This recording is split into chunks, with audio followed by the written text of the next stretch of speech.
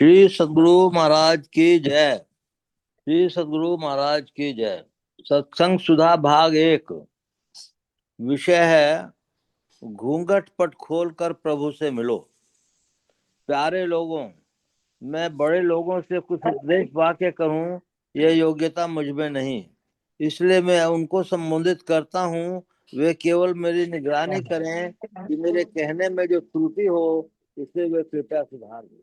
नई बात एक भी नहीं, सब पुरानी बातें हैं। केवल लिखने कहने का तर्ज कुछ अलग अलग है। हम लोगों ने गुरु महाराज के उपदेश से यही समझा है कि संतों की वाणियों को पढ़ना और समझना चाहिए। पहले हमको चाहिए कि संतों की वाणियों को पढ़ें, सुने और समझें। अब इनसे कर्तव्य कर्म का निर्णय हो जाए तब उसको करें। केवल वाक्य ज्ञान से ही धरे रहने से कर्तव्य करते जो फल प्राप्त होता है सो नहीं मिलेगा। संत वचन के अनुकूल कर्म करने के जो महत्व है, केवल कहने सुनने का वो महत्व नहीं है। मैं संत कबीर साहब, गुरु नानक साहब, गोस्वामी तुलसीदास जी तथा तुलसी साहब के पदों को गाकर आप लोग को सुनाता हूँ और यथा योग्य उनके आशयों को भी आपके सन्मुख खोलता हूँ। घूंघट का पट खोल रे तो को पिव मिलन गे, घट घट में वह साईं रमता, कटुक वचन मत बोल रे तो को पिव मिलन गे। अब यथा संभव इन शब्दों के आशयों को कहता हूँ। कोई पुजारी जैसे प्रसाद बांटते हैं, वैसे ही मैं संतों की वाणियों का प्रसाद ही देता हूँ। इनमें बड़ा कल्याण होगा। मुझे बहुत विश्वास है जो संत वचनामृत का सेवन करते हैं, अर्थात उनके वचनों को श्रवण मनन तथा निधिध्यासन करते आदर करते हैं, उनका परम कल्याण होगा। इसमें किसी को रंच मात्र भी संदेह नहीं करना चाहिए। संत पद से ऊंचा कोई और पद हो मैं नहीं जानता। शांति पद प्राप्त करने वाले को संत कहते हैं। शांति पद को ही परमात्मा का पद कहते हैं, इससे ऊंचा पद नहीं। यह जानकर संत कबीर साहब शब्द मेरे मुंह से निकालता है। गृहस्थी भेष छोड़कर किसी अन्य प्रकार का विशेष भेष बनाने से कोई संत नहीं होता। आत्मोन्नति के शिखर पर पहुंचने वाले को संत कहते हैं। इसकी पहचान कठिन है। जो कोई कहे साधु को चीना, तुलसी हाथ कान पर देना, तुलसी साहब केवल भेष बना लेने से नहीं होता। अमित बोध अमित मित भोगी, सत्य सार कवि कोविद जोगी, गोस्वामी तुलसीदास जी। संत कबीर साहब कहते हैं कि घूंघट का पट खोलो, परमात्मा मिल जाएंगे। घूंघट इस चेतन आत्मा पर शरीर रूपी घूंघट लगा हुआ है। केवल यह स्थूल शरीर ही नहीं, सूक्ष्म कारण महाकारण भी, जो क्रमशः एक के अंदर एक व एक के ऊपर एक है। हम लोग के यहाँ श्राद्ध किया जाता है। इस क्रिया से क्या विश्वास होता है? आत्मा के अमृत्व का या नित्यता का, और शरीर की नश्वरता का या नित्यता का। शरीर में रहने वाला अमर है, वह नहीं मरा है। शरीर छोड़कर कहीं चला गया है और शरीर रहकर नष्ट हो जाए, श्राद्ध क्रिया से यह वेदांत ज्ञात जाना जाता है। आप यह भी कह सकते हैं कि स्थूल शरीर से जीवात्मा मुक्त हो शरीर से निकल गया। सावित्री और सत्यवान की कथा सब कोई जानते हैं। यमराज सत्यवान के स्थूल शरीर से लिंग शरीर अर्थात सूक्ष्म शरीर निकालते हैं और सती सावित्री को प्रार्थना पर उसे सूक्ष्म शरीर को स्थूल शरीर के अंदर प्रविष्ट करा देते हैं। स्थूल शरीर फिर जीवित हो उठता है। इस कथा से यही व्यक्त किया गया है कि शरीर के अंदर दूसरे शरीर है। नारी जाति अबला नहीं सबला है। यमदूत सती सावित्री को पास नहीं जा सका। पातिव्रत्य धर्म का पालन कर नारी प्रचंड अपसबला हो जाती है। इसलिए स्त्री इस व्रत का असली अच्छी तरह पालन करें। सूक्ष्म हो, कारण नहीं हो, यह नहीं हो सकता। फिर महाकारण के बिना कारण भी नहीं हो सकता। ये चार जड़ शरीर हैं, यही घूंघट हैं, इन्हीं को उतारो। यहाँ संसार में शरीर पर कपड़ा नहीं रहने से शरीर सुंदर लगता है, किंतु चेतन आत्मा के ऊपर से जड़ शरीर रूपी सब कपड़े उतर जाएं, केवल चिदानंदमय देह तुम्हारी रह जाए, तो सुंदरता की विशेषता का पूछना ही क्या। अलौकिक सुंदरता से चेतन आत्मा शोभायमान हो जाती है। मनुष्य शरीर का यह फल नहीं है कि विषय सुख में लगे रहो। यहाँ का क्या, स्वर्ग का सुख भी थोड़ा है और अंत में दुख देने वाला है। यह बात कहने में तो थोड़ी सी है, किंतु सब बातें इसी के अंदर हैं। विषयों को कैसे छोड़ा जाए। जिन इंद्रियों से विषयों को भोगते हैं, उन इंद्रियों से अपने को ऊपर उठाओ, घूंघट के पट से अपने को छुड़ाओ। यही तो करना है। यह साधन द्वारा होता है और परमात्मा के अंदर अत्यंत रत होने तो तभी हो सकता है। प्रभु से मिलने का जिसको शौक नहीं है और जिसकी विषयों में अधिक आसक्ति है, उसे ईश्वर में विश्वास करने पर भी उससे मिलने का साधन करने में वह कमजोर रहता है। किस समय शरीर छूट जाए इसका ठिकाना नहीं। जितने बच्चे और जवान मर गए हैं, आज उतने संसार में नहीं हैं। बूढ़ों का तो कहना ही क्या। बूढ़े के लिए तो लोग कहते हैं ये अब जाएंगे। अपने देश में बंटवारा होने के लिए तो सांप्रदायिकता का भाव लेकर एक संप्रदाय के लोगों ने दूसरे संप्रदाय के लोगों को कष्ट पहुंचाया। उससे धन जन की कितनी हानि होती है। कबीर साहब के उपयुक्त संदेश से शरीर तथा संसार सुख से आसक्ति छूटती है, मन विषयों की ओर से फिर जाता है, तब घूंघट पट खोलने के कामों में मन लगता है। संतों को वाणी से उपयुक्त काम करने के लिए बहुत प्रेरणा मिलती है। मन में संसार को और विरक्ति आती है। बिना इस विरक्ति के जो घूंघट पर खोलने का काम करता है वह सफल नहीं होता है। श्री सद्गुरु महाराज की जय। बोलिए प्रेम से श्री सद्गुरु महाराज की जय। मंगल मूर्ति सतगुरु मिल में सर्वाधार, मंगल में मंगल करण विनमो बारंबार। धन्य धन्य सदगुरु सुखद महिमा कही न जाय। जो कछु कहूँ तुमरी कृपा, मोते कछु न बसाय। पुनश्च सब धरती कागज करूं, लेखन सब बन राय। सात समुद्र की मसी करूं, गुरु गुण लिखा न जाए। बोलिए प्रेम से श्री सद्गुरु महाराज की जय। अव्यक्त रूप से विराजमान संत सद्गुरु महाराज के श्री चरणों में कोटि कोटि नमन, कोटि कोटि नमन। अव्यक्त रूप से विराजमान संत सद्गुरु महर्षि संत सेवी परम हंस जी महाराज के श्री चरणों में कोटि कोटि नमन, कोटि कोटि नमन। उपस्थित अत्यंत भाग्यशाली सदात्माओं, आप सबको शत शत नमन, शत शत नमन। अभी हम लोगों ने सत्संग योग भाग 1 का पाठ सुना, स्तुति प्रार्थना सुनी और तत्पश्चात सत्संग सुधा का पाठ सुना। स्तुति प्रार्थना में कोई ऐसी चीज नहीं है जो बाकी रह जाती है। हृदयंगम करने की बात है, उसको अगर मनन और ध्यान किया जाए तो उसमें सभी चीज की चेतावनी ये सब कुछ हम लोग को दे दिया जाता है। फिर हम लोग सत्संग सुधा में पढ़ते हैं कि जीवन को हम लोग किस तरह से उठाएं, किस तरह से भगवान में मिलाएं।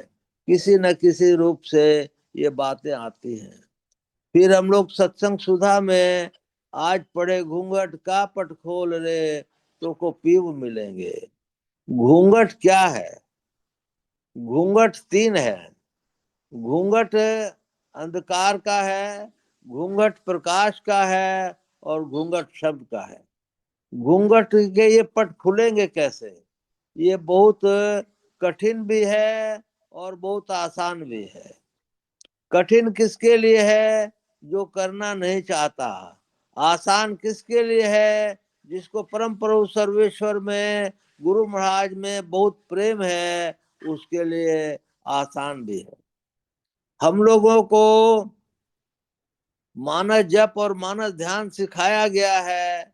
मानस ध्यान जब तक होगा नहीं, तब तक हम लोग दृष्टि साधन में सफल नहीं हो सकते हैं। चाहे मने कुछ भी, कितना भी कुछ हो जाए, लेकिन रामचरितमानस के चौपाई संख्या में 5 में लिखा हुआ है कि मानस ध्यान हुए बिना दृष्टि साधन का होना लगभग असंभव है। लगभग नहीं, असंभव है, ये लिखा हुआ है। तो हम लोगों को मानस ध्यान के प्रति पहले घूंघट का पट खोलने के लिए, दृष्टि साधन को करने के लिए उसमें पूरा यत्न लगाना चाहिए। मानस ध्यान होता है और आज्ञा चक्र पर आप गुरु महाराज का रूप आता है, तो उसके बाद आप दृष्टि साधन करते हैं, तो सहज ही मन घूंघट का पट खुल जा सकता है। ऐसा संत महात्माओं का तरतीब है। घूंघट का पट कौन सा खुलेगा? घूंघट का पट अंधकार रूपी जो भयंकर, सबसे भयंकर घूंघट का पट है, वो खुल जाएगा। हम लोगों को, किसी को 10 बरस हुए, किसी को 15 बरस हुए, किसी को 20 बरस हुए, किसी को 30 बरस हुए, किसी को 40 बरस हुए, लेकिन आप सच्चे मन से बताइए कि किसने किसने घूंघट का पट खोला है? पहला पट किसने खोला है? अंधकार को किसने खत्म किया है? प्रकाश में कौन अवस्थित है? शब्द की तो बात ही दूर है। हम लोगों को करना क्या है? हम लोगों को करना है कि ये घूंघट के तीनों पर्दों को उतारने का प्रयत्न करना है। प्रयत्न करने के लिए क्या क्या करना होगा? हम लोगों को पहला है, एक सर्वेश्वर पर अटल विश्वास, पूर्ण भरोसा, अपने अंदर में उसकी प्राप्ति का दृढ़ निश्चय रखना, श्री सदगुरु की निष्कपट सेवा, सत्संग और दृढ़ ध्यानाभ्यास। इन पांचों चीजों को करने से हम लोगों का घूंघट का पट खुलेगा। ऐसा नहीं है कि नहीं खुलेगा। हम लोगों का जो बीज पड़ गया है, उसका फल जो है हम लोग को अवश्य मिलेगा। नहीं मिलेगा सो बात नहीं है। एक बाबा ने कहा कि जिसको दीक्षा मिल गई गुरु महाराज की, उसका मनुष्य शरीर तो सुनिश्चित है ही है। किस मनुष्य शरीर की जोनी में है हम नहीं पता, लेकिन मनुष्य शरीर सुरक्षित है। हम लोगों को घूंघट का पट खोलने के लिए दृष्टि साधन और नादानुसंधान करनी पड़ेगी। दृष्टि साधन में अगर हम लोग तुरीय अवस्था वाले दृष्टि साधन करने में पहुंच जाते हैं, तो उस समय फिर उसको दिव्य दृष्टि प्राप्त हो जाती है। तुरीय अवस्था वाली दृष्टि साधन यदि नहीं करते हैं, तो उसको जो है दृष्टि साधन बिंदु ध्यान कुछ हो जाता है, लेकिन पूरा दृष्टि साधन नहीं होता।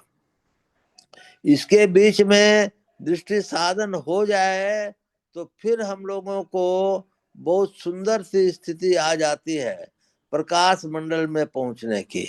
हम लोगों को इस तरह से यदि हम लोग प्रकाश मंडल में पहुंच गए, तो पहला घूंघट का पट, अंधकार रूपी घूंघट का पट खुल जाता है। अंधकार रूपी घूंघट का पट ही सबसे कड़ा मने दरवाजा है। इसने बड़ा कड़ा दरवाजा और कोई भी नहीं है। प्रकाश मंडल का जो दरवाजा है, उससे काफी मने कमती ये वाला है। इसलिए प्रकाश मंडल का दरवाजा, जैसे संत महात्मा लोग बोलते हैं, उसमें उतनी मेहनत नहीं लगती जितने अंधकार का मंडल का दरवाजा हम लोगों को खोलने में लगता है। तो हम लोगों का मनुष्य जन्म का कर्तव्य क्या है? मनुष्य जन्म का कर्तव्य ये है कि हम लोगों को ईश्वर की प्राप्ति करनी है। ईश्वर की प्राप्ति करने के लिए क्या क्या करना होगा? हम लोगों को सर्वप्रथम एक गुरु सर्वेश्वर पर अटल विश्वास, पूर्ण भरोसा, अपने अंदर में उसकी प्राप्ति का दृढ़ निश्चय रखना, श्री सद्गुरु की निष्कपट सेवा, सत्संग और दृढ़ ध्यानाभ्यास, यही चीज करने की बहुत ज्यादा आवश्यकता है। और इसी चीज के लिए हम लोग सब लोग माने छूट जाते हैं। कैसे छूट जाते हैं? देखिए, खान पान है वो जितना सुनिश्चित होना चाहिए वो नहीं हो पा रहा है। उठ करके बैठना, ध्यान करना, प्रतिदिन जो है करना, वो हो पा रहा है? तो अपने अपने मन में आप सब लोग विचारेंगे कि कितना हो पा रहा है, कितना नहीं हो पा रहा है। हो पा रहा है तो नियम के अनुकूल हो पा रहा है कि नहीं हो पा रहा है, उसको भी विचारने की जरूरत है। फिर ग्रंथ पाठ आप लोगों का कितनी देर हो पा रहा है कि नहीं हो पा रहा है? हो पा रहा है तो उसके अनुरूप मनन किया जा रहा है कि नहीं किया जा रहा है? अगर उसमें कोई चीज समझ में आती है तो वैसे ही पढ़ लेते हैं कि माने उसका अर्थ समझने की चेष्टा करते हैं। फिर हम लोग जो है शाम को ध्यान करते हैं या नहीं करते हैं, इसको जो है देखना चाहिए। इस तरह से हम लोग नियमित जो है यदि पांचों समय का ध्यान करते हैं तो कोई कारण नहीं है कि कुछ न कुछ प्राप्ति न हो। किसी को अनेक जन्मों के संस्कार हैं, किसी को कुछ प्राप्ति होगा, किसी को कुछ प्राप्ति होगा, किसी को कुछ प्राप्ति होगा। मेरा एक एम्प्लॉयमेंट में कंपाउंडर है, उसको जो है ध्यान, उसने जिस दिन दीक्षा ली उसके दूसरे ही दिन उसने ध्यान किया तो बड़े गुरु महाराज का धुंधला चित्र दिखाई दिया। एक दिन में उसको धुंधला चित्र दिखाई दिया। सोचिए कि वो कितना बड़ा भाग्यवान है। अगर वो करेगा तो कितना आगे पहुंच जा सकता है, मैं नहीं कह सकता। एक सत्संगी को मैं कई बार बार बोलता हूँ, जो सत्संग करता है वो जो है मतलब पहले बड़े गुरु महाराज की मूर्ति को हूबहू देखता है, फिर हुजूर की मूर्ति को हूबहू देखता है। कितनों को गुनाऊं, संत मत में बिहार में ऐसे ऐसे सत्संगी हैं जो एक समय 6-6 घंटा, 7-7 घंटा, 8-8 घंटा ध्यानाभ्यास करते हैं और ध्यान करते हैं। कितनी उनकी महिमा है, कितना उनका हृदय शुद्ध है, ये विचार कर कर करके देखिए। हम लोगों को सब साधन मिले हुए हैं, गुरु महाराज ने सब कृपा की हुई है, तो पर भी हम लोग नहीं करते हैं क्योंकि हम लोगों को मृत्यु का सही डर नहीं है। हम लोग पके हुए फल जरूर हैं, लेकिन हम लोग को जो डर होना चाहिए हमारे विश्वास में, वो डर नहीं है। मृत्यु का डर होते ही मनुष्य दिन रात भजन करेगा, उसको छोड़ करके कोई काम नहीं करेगा। लेकिन उसको भजन करने की फुर्सत कहाँ है? उसको तो बाजार, सामान, धन, दौलत, दिखावा, इन सब चीज के लिए फुर्सत है, उसको नहीं फुर्सत है। इसलिए हम लोग को फुर्सत निकालनी चाहिए सर्वेश्वर में प्रेम करने के लिए, सर्वेश्वर की किताबें पढ़ने के लिए। बाबा को प्रणाम। तो मैं बोल रहा था कि घूंघट का पट खोलने के लिए अंधकार, प्रकाश और शब्द के 3 पर्दे हैं। इन 3 पर्दों में हम लोग जो सबसे गहरा पर्दा है, काला पर्दा, उसको मिटाने का चेष्टा करेंगे। उसको मिटाने के लिए हम लोगों को मानस ध्यान जो है, अगर मानस ध्यान में गुरु मूर्ति स्क्वेज रूप में आज्ञा चक्र पे आ जाएगी तो उसके बाद दृष्टि साधन करना सफल होगा। दृष्टि साधन यदि सफल हो जाएगा तो हम लोग जो है फिर जो है अंधकार रूपी पर्दे को पार कर पाएंगे। अब अंधकार से प्रकाश में तो पर्दे को पार करने के लिए उससे कमती समय लगेगा, और प्रकाश से शब्द के पार करने में उससे कमती समय लगेगा, ऐसा संत महात्माओं ने कहा है। हम लोगों को अपने चरित्र को शुद्ध कर करके 5 घंटे प्रतिदिन ध्यान करना आवश्यक है। जो 5 घंटे कर पाते हैं उनको कुछ न मिले ये असंभव सी बात है, उसको कुछ न कुछ मिलेगा ही मिलेगा। इसलिए ध्यान भजन और सत्संग के तरफ जो है हम लोगों को ध्यान देना चाहिए।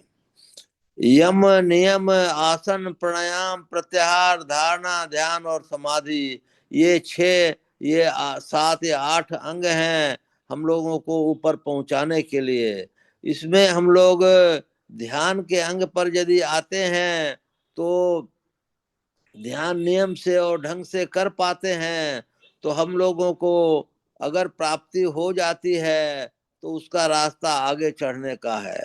हम लोगों को ये ध्यान रखना चाहिए प्रति समय प्रति क्षण कि मृत्यु अवश्य होगी, और इसलिए हम लोगों को जो कार्य करना है उसका कार्य यही है कि हम लोग को सर्वेश्वर की प्राप्ति करने के लिए माने दृढ़ निश्चय से धारण करना चाहिए।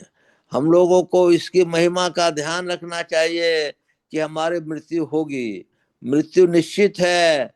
इसलिए सत्संग ध्यान और भजन जो है करना अति आवश्यक है। इससे ज्यादा मैं क्या कहूं कि आज हम लोग जो हैं सब कुछ रहते हुए भी जितना हम लोग को करना चाहिए उतना नहीं कर पाते हैं, किंतु फिर भी बहुत भाग्यवान भी हैं कि कम से कम कुछ समय तक सत्संग में आप सब लोग जुड़ते हैं, सत्संग की बातें सुनते हैं। मैं एक लड़के की कहानी बता रहा था, वो तो ये हुई कल कल या परसों रायपुर में मैंने उसकी कहानी सुनाई थी, तुलसीदास जी की और वो नाभा भगत की। नाभा भगत आए थे तुलसीदास जी के पास न्योता देने के लिए कि आप हमारे यहाँ भंडारा प्राप्त करें। तो तुलसीदास जी ने कहा ठीक है मैं जरूर आऊंगा। उसके बहुत जाने के बाद तुलसीदास जी ने सोचा कि मैं ये जो है छोटी जाति के यहाँ कैसे जाऊं, तो उन्होंने एक विद्या रची कि मैं माने 1 घंटे आधा घंटे के बाद जाऊंगा तो जाना भी हो जाएगा और भोजन भी हो जाएगा। उसके बाद वो गए तो आधा पौना घंटा देर के बाद गए तो पत्तल वो चला चुके थे और पत्तल खत्म हो गई थी। तो नाभाजी भगत ने कहा पत्तल तो खत्म हो गई। तो उसने कहा कि ठीक है पत्तल खत्म हो गई है। तो उन्होंने उनकी जूती ले ली, दोनों जूती में बोला एक में दाल दे दीजिए एक में चावल दे दीजिए। नाभा जी ने अंतर मन से उसको अपने हृदय में लगा लिया और उनको आत्मज्ञान हो गया, और वहीं से निर्गुण भगत भी संत तुलसीदास जी कहलाने लगे। एक तो ये बात हुई। दूसरा और आप लोग को एक सुनाता हूँ। जैसे एक आदमी मस्तंड पड़ा रहता था, 3 4 भाई लोग थे, वो दिन रात भगवत भजन करता रहता था। भाई लोगों ने विचार किया एक तो मस्तंडा पड़ा रहता है, कुछ करता धरता है नहीं। तो अंत में भाई लोगों ने कहा कि भाई तुम अपना किनारा खोजो, हम लोगों से नहीं सपरेगा। बोला कोई बात नहीं है, कोई दिक्कत नहीं है हमको। तो वो जो है चल पड़ा, निकल पड़ा अज्ञात दिशा की तरफ। एक कुटिया मिली, बोला कि देखिए भाई साधु संत लोग, हम कुछ करेंगे धरेंगे नहीं, हम जो है खाना पीना खाएंगे और भजन करेंगे, आपको स्वीकार हो तो मैं इस कुटी में रहूंगा। साधुओं ने उसका बहुत स्वागत किया, बोला कि हम लोग को तो भजन ध्यान करने वाला ही चाहिए, आप आराम से रहिए। वो भजन ध्यान करने लगा। तो एकादशी के दिन उन संत महात्माओं का नियम होता था कि वो लोग भोजन नहीं बनाते थे। तो उन्होंने कहा कि देखो आपको भोजन की आवश्यकता है तो दाल चावल सब्जी वगैरह ले लो और अपना पका लो, हम लोग एकादशी के दिन भोजन नहीं करते हैं। वो चले गए और मने पेड़ के नीचे अपना भोजन बनाने लगे, मेहनत कर कर आकर करके बहुत अपना पकवान वगैरह बनाए। उसके ऊपर इतनी कृपा हुई कि भगवान श्री राम पधार गए। तो अब वो जो है इतना खाने का एथी था कि उसने कहा कि लो, इतना मेहनत किए, अब भगवान पधार गए। खैर भगवान पधारे हैं तो उनको तो भोजन कराना ही पड़ेगा। तो बोले, आओ राम जी, आओ राम जी, पधारो राम जी, पधारो राम जी। इस तरह इज्जत से उनको जो है भोजन कराया। भगवान भोजन कर करके प्रसन्न होकर करके चले गए। अब फिर दूसरी एकादशी आई।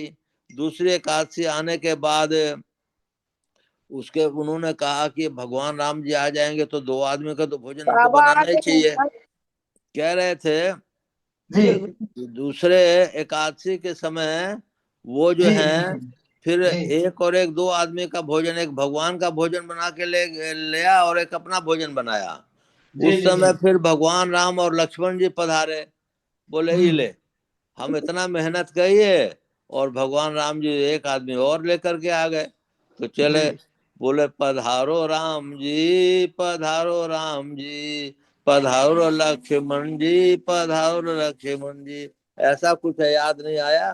फिर उन्होंने दोनों को भोजन कराया। जी फिर अब तीसरे एकादशी आए तो बोले कि नहीं, अब हम नहीं ठगाएंगे, बहुत हम इतना मेहनत करते हैं तो हमको तो भोजन वोजन मिलता नहीं है। तो वो आटा उटा ले ला कर कर करके और वो तैयार हो गया। खूब सारा आटा ले लिया और सामान उमान जो है मठ से ले लिया, वही पेड़ के नीचे आ गया। फिर जो है अब जो है बहुत देर के बाद भगवान राम, लक्ष्मण, सीता, भरत, शत्रुघ्न पूरी टीम पहुंच गई। तो अब बोले कि जी हाँ भगवान, हमने भी तैयारी कर रखी है, हमने भोजन नहीं हाँ, बनाया है, क्योंकि आप हाँ, पहले तो अकेले आ जाते थे, फिर अकेले आ जाते थे। मैं क्या करूं, मेरे को तो जो है ये नहीं है। तो फिर जो है माता सीता भोजन बनाने लगी। तो उस आश्रम के ऋषि लोग, महात्मा लोग उसके पीछे पीछे गए कि इतना आटा उटा लेके जाता है तो कहीं चोरी उरी तो नहीं करता है। तो उसके पीछे गए, हम्म, आवाज सुनी। तो उन लोगों ने कहा कि हमको तो भगवान राम नहीं दिख रहे हैं, दिखाइए हमको भी। भगवान राम से उसने निवेदन किया कि प्रभु इनको दर्शन दीजिए। बोले नहीं, अभी ये पात्र नहीं है, इसका दर्शन अभी नहीं होगा, अभी बाद में, अभी बहुत लंबा समय है इनको।